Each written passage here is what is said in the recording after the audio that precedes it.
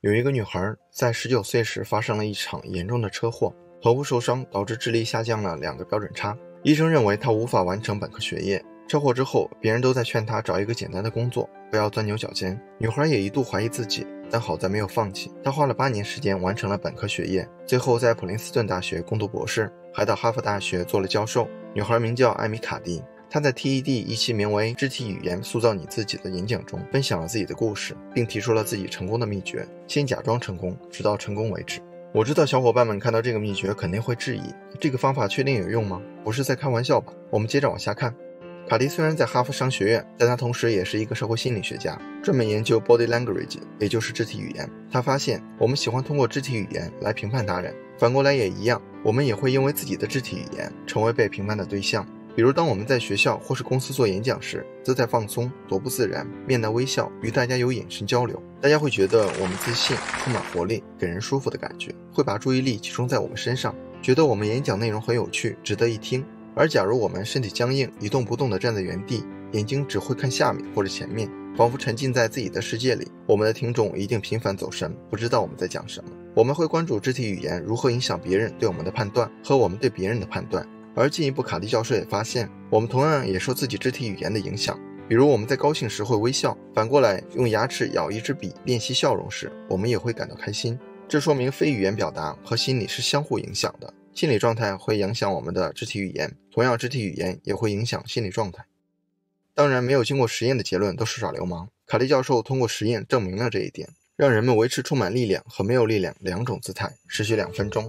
第一种是充满力量的姿势，站立双手叉腰或者身体前倾，双手按住桌子的姿势。第二种是无力的姿势，坐下双手交叉，就像这样，试图让自己变得小一点。实验发现，有力姿势的保持者只是短短2分钟的姿势改变，就变得更果断、更自信、更乐观，而且抗压能力也是直线上升。相比无力姿势的保持者，同样是短短2分钟，心理状态的变化是完全相反的。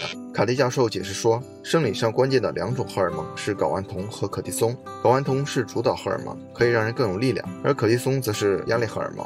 保持有力姿势的受试者，主导荷尔蒙上升 20%， 压力荷尔蒙下降了 25%。保持无力姿势的受试者，主导荷尔蒙下降 10%， 压力荷尔蒙上升了 15%。所以肢体语言影响了我们体内荷尔蒙的变化，从而影响了我们的心理状态。但是你可能会再次质疑，这是一个短时间的实验，2分钟对人生能有什么影响呢？卡蒂教授同样做了另外一组实验来打消我们的质疑。实验是这样的，一波受试者分别保持有力或无力的姿势2分钟，然后参加5分钟高压面试。面试官受过培训，不会给任何非肢体反馈，几乎面无表情地看着你，这可比刁难诘问更难受，这可以大大激发受试者的压力荷尔蒙。然后另外一波参与实验者会在不知前提的情况下观看录像，然后决定他们想录用哪位面试者。实验结果，保持有力姿势的人更容易被录取。因此它向我们证明了，当我们真正面临压力巨大的社交场景时，比如工作面试、演讲、开会发言等等，保持有力姿势真真切切的可以带来更好的结果。